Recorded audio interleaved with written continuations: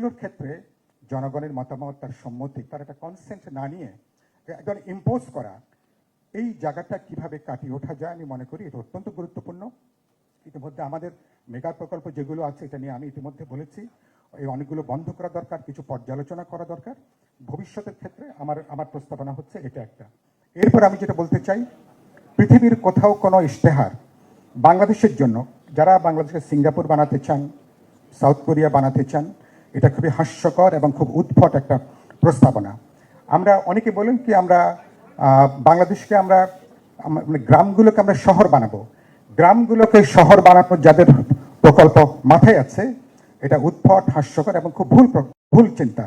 আপনি নাগরিক সুবিধাগুলোকে গ্রামাঞ্চলে কিভাবে আপনি সেখানে ছড়িয়ে দিতে পারেন, যাতে নগরের যে সুবিধাগুলো যেটা আছে সাধারণ মানুষ, ভোটাররা, ভুক্তভোগীরা, আমার হ্যাভনটসরা, তারা কিভাবে নাগরিকগুলোর আওতায় আসতে পারেন, এটাই হবে মনোযোগের প্রধান জায়গাটা। আর শেষ আমি আর যেদিকে আপনাদের কথাটা বলে, অনেকগুলো জিনিসকে আমরা চাপিয়ে দিচ্ছি জনগণের অভিপ্রায় বলে।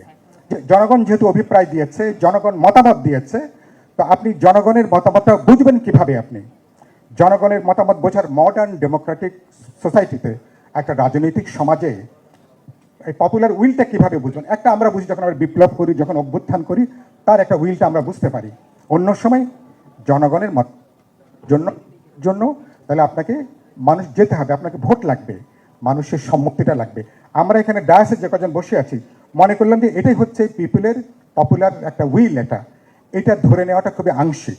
এটা ধরে নেওয়াটা বিপুল জনগণের প্রতি অবিচার করা। তাহলে আপনি যে কোনো আইন বলি, যেমন ধরুন এখন আমরা যেগুলো নিয়ে আমরা এখন বিতর্ক করছি, আপনি